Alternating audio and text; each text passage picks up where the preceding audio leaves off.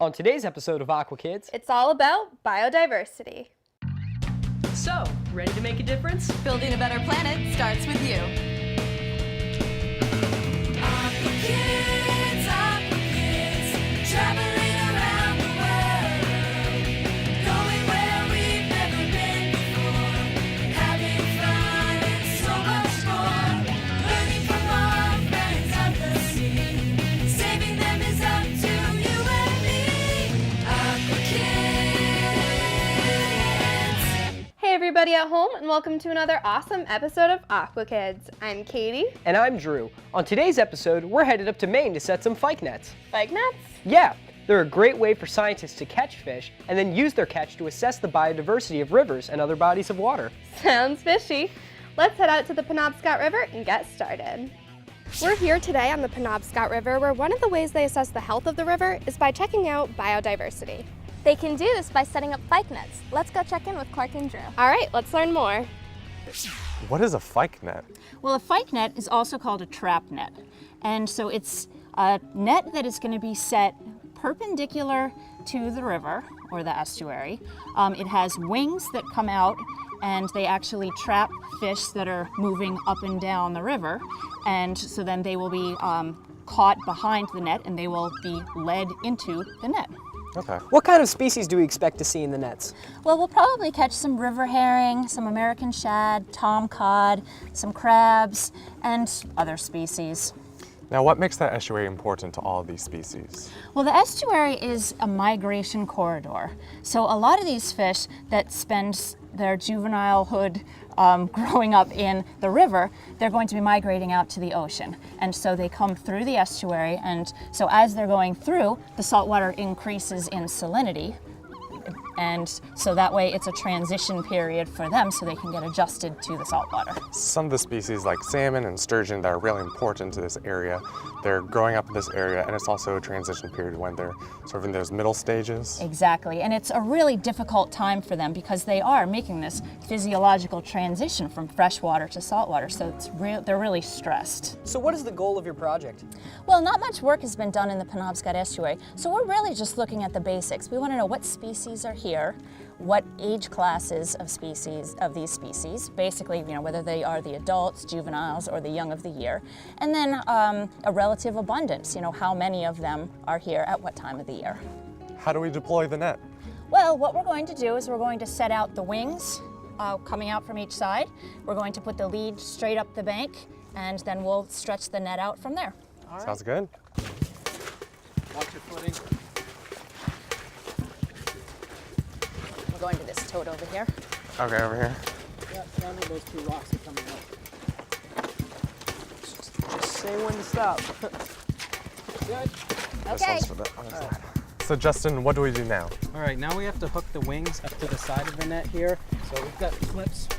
They clip all along the wing. Okay. And the floats go at the top. So let's go at the top. And that's the top. This goes at the bottom with and the chains chain. are at the bottom. So just hook this around? Or we we're want to hook up this hooking through the side net? line right here. Yeah, perfect. So what am I doing with this? Okay, and you're going to bring it down here to one of these big rocks, and we will hook it up down there. All right. Oh, I see it. Okay, that's good. That's good? Yep. All right. So what are we doing with this one? Okay, what we're going to do is we're going to run this up the shore, and we're going to attach it to a pin that's in the rock up there. So be really careful because it's very slippery. Got it. All right. Okay, I got it. Here we go. All right, now we just got to stand this net up and we'll walk it out into the water. All right, so what do I grab? Grab right over here. Smell it.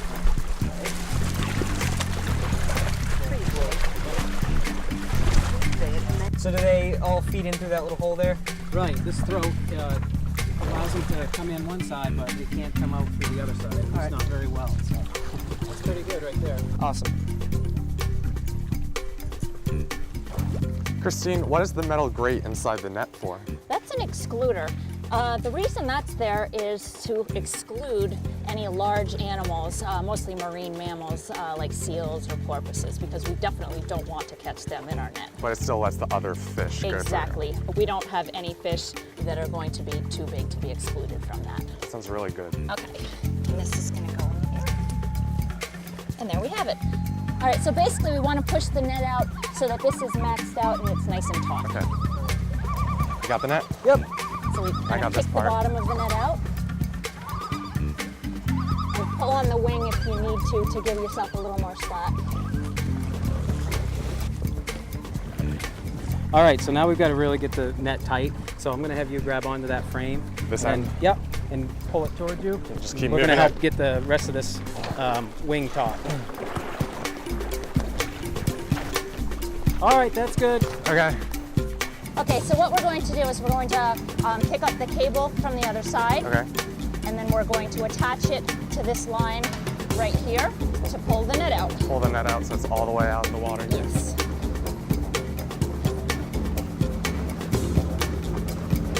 Okay, what am I doing with this big You're gonna hook? hook this line Hook the buoy.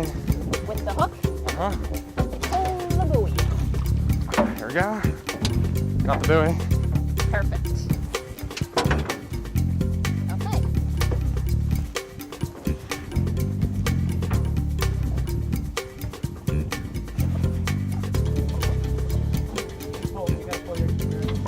No. Can I get it over here? All right, so now we're going to pull it tight. This Okay. is 2 people. So Two you're going to people. pull on this end, and Yeah. I'm going to pull against on this end. Okay. Tell me when. Just keep pulling.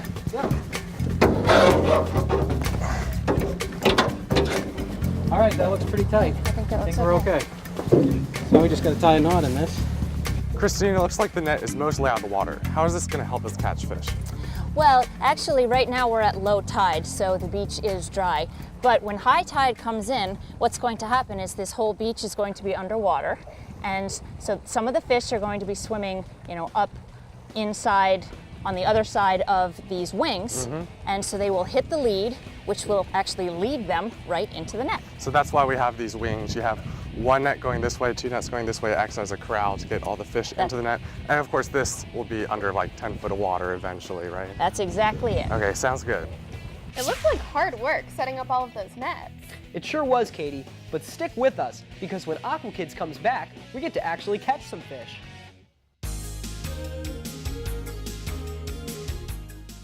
Aqua Kids presents another Aqua Kids Pop Quiz. I just love the derivation of names. Here's one for you. Where did the name Penobscot come from? Is it A, the name of Simon Ferdinando's ship that explored Maine in 1597? B, the Penobscot Indian Nation? Or C, the name of a local fish caught there? Don't touch that remote.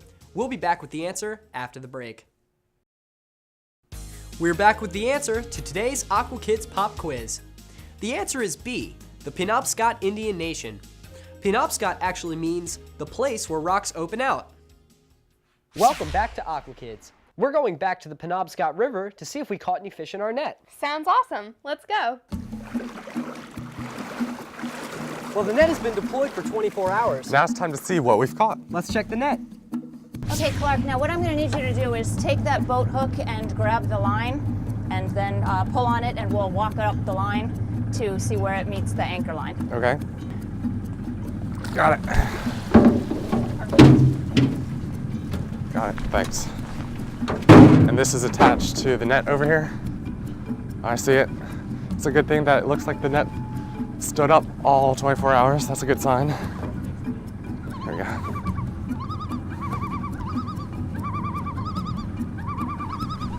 And so now you and Justin are going to loosen up the line so that we can have access to the fish holding pen.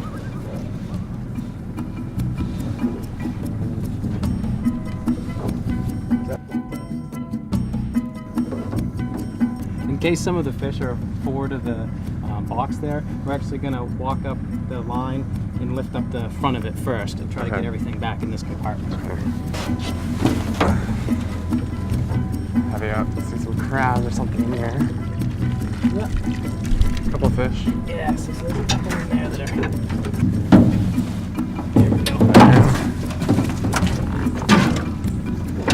Just keep this down in the water.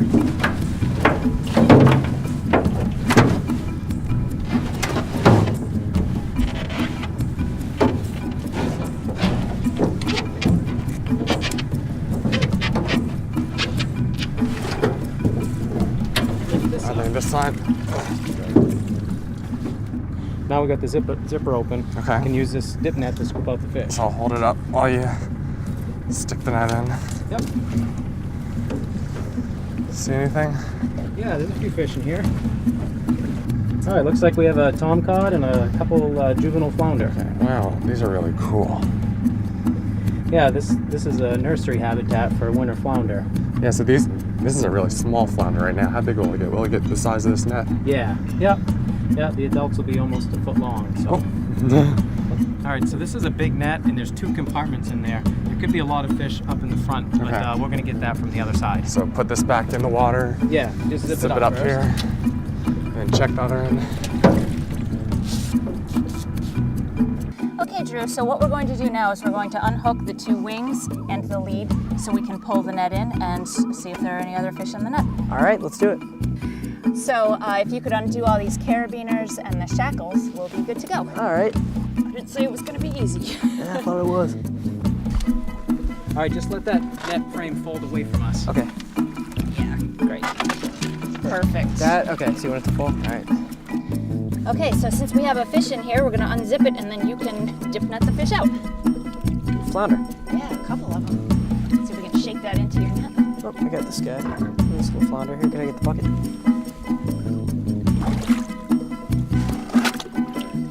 Oh right. yeah, perfect. What else? Little crab.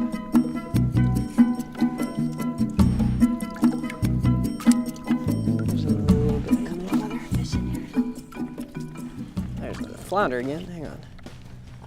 Oh, a couple I of think them. I got 2 of them in there. Oh no, just the one.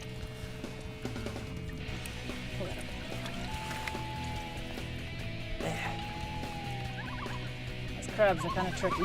Hop in. There you go. I get him? Yep. Sweet.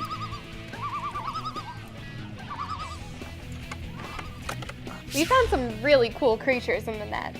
We sure did, but don't go away because when Aqua Kids returns, we get to see what our catch means. Aqua Kids salutes Aqua Heroes, people working hard to keep the planet green and blue. There are only certain people that are truly passionate about their career. Dr. Samuel Gruber is one of these extraordinary people. In addition to being a marine biology professor and a researcher at the Bimini Biological Field Station, Dr. Gruber is arguably the world's leading shark researcher. After watching the lemon shark population diminish in the Florida Keys, Dr. Samuel Gruber became determined to save them. One of his many ways of doing this was through developing a shark repellent designed to keep sharks away from fishing areas. The proper utilization of this repellent could save 40 to 50,000 sharks a day. Aqua Kids is back. Let's go get a closer look at all the fish we caught in our nets. Okay. To make the fish easier to work with, we first have to anesthetize them. Exactly. So I will put a little anesthetic in the water. And it doesn't hurt them at all. It just makes them, a little bit maybe sleepy. Exactly. So if they are, swimming a little sluggishly or, if they look like they are going to sleep, there's nothing to worry about. And that really makes them less stressed for the whole process. Exactly. All right, so Where do you want to start? Yep. Would you please grab the net, Sure. which is right here, and put a couple of the fish into the anesthetic. There he is. Got him. Nice. And then, nice one. Thanks. All right, so we'll start with those guys. How about that? Sounds good. Okay, we'll start with the big alewife. All right. Nice. So that's an adult, and it's probably coming down the river after having spawned. Okay, so this one has already spawned in this estuary. It actually spawns up in the river, and then it travels back to the ocean. Oh, okay. So what we're going to do is get a measure of a fork length and a total length. Now the fork length is just at the fork. Okay, so it looks like 24.7. Perfect. And then the tail. Make move sure he's it up down a against the little white. bit. Oh. Move it a little bit. So we can close those up a little. 27.6. Yep, that's great. And as you'll notice, once they do spawn, they start losing a lot of scales, Yeah. which are all over the place. They're actually very colorful. They have this iridescence they're to them. beautiful. Okay, is he done? He is. You can You put go him back in the fresh in. water? Yes. Here you go. The other fish are still pretty active, but let's give him a try anyway. So we can compare him to a juvenile Oh yeah, alewife. here's one. And he's not quite as silver, he's more gold. But what that is that's actually his body color. if you notice, he's missing scales Oh, yeah. all from that side, and that's probably from being in the net. Okay, so they do get a little stressed, but not too Yeah. bad. Let's see, 13.2 for the fork length, and for the tail, looks like 14.7. There you go. Back you go. So the tomcod, now if you just stroke him, he's really soft. Oh yes, he's also has a great like, camouflaged pattern. Yeah, on him. exactly. And that's definitely a great defense mechanism. Now, as you can see on his tail, you can't do a fork Yeah, length because okay. his tail is not forked. So just to the end, the widest point. Yeah. So 15.1 centimeters. And he's also, in addition to the alewives, they're all diadromous fish. So So they spawn upriver and come downstream back to the ocean. And is this an adult right here? That's probably a couple of years old, maybe like 1 or 2. But Okay. that's, they get much bigger than that. Ah, Got him. there you go. Oh, he's a little guy. Tiny flounder. Okay, so that's a winter flounder. And if you look at him, if you hold him up, so he's a flatfish, but both of his eyes are on the same side. Yeah, on the top side, so I Right. can see. Now, this is what we called a right-handed fish, because both, like if you hold him up, the mouth is here. Okay. So it looks like this eye, should be on the other side. Okay, so it's all on the right-hand side of the fish. Exactly. Because when it's born, it sort of has the two sides, and then the eye migrates over, which I think is wild. But do they also have left-handed fish? Like, Well, so the left-handed fish is a completely different species, Oh, and okay. those are summer flounder. oh, so winter is right-handed, summer left-handed. And that's Yep. a really easy way to tell them apart. Right. That's really cool. So what does this biodiversity tell us about the river? Well, it tells us that the river is relatively healthy. But what we're really interested in at this point is looking at the numbers of these fish that are around. With the dams coming out in the future upriver, we're interested in seeing if that's going to have an effect and if that will increase the number of alewives and bluebacks and tomcod that are around. Historically, these fish have been in much greater abundance than they are now. Are we happy with these numbers that we saw today? Oh, we're relatively happy, but again, this is just a baseline, so we don't have anything to compare it against. So we'll be looking forward about 5 years, and then we can really see. We can look back and say, whether this was actually good or how it would compare. Well, thank you. This is a great project that you all are working on. Thanks for having us out. And thank you for your help. We really appreciate it. Apex predators, the guardians of our ecosystem, are vanishing. Patrolling the world's oceans since before the dinosaurs, sharks come in over 400 different species. They range in size from only 8 inches to nearly 50 feet. These animals have extremely sharp senses yet grow and breed slowly, producing very few young. Hollywood has given sharks a bad reputation, but only about 6 fatal shark attacks are recorded each year. Sharks go after the sick, dead, and injured animals, keeping prey populations healthy and in check. They are part of nature's cleanup crew. It is estimated that 100 million sharks are killed each year, many from bad fishing practices like longlining or trawling, but most are killed for their fins to make shark fin soup, an expensive, trendy food. Find out ways you can help sharks and other apex predators on our website.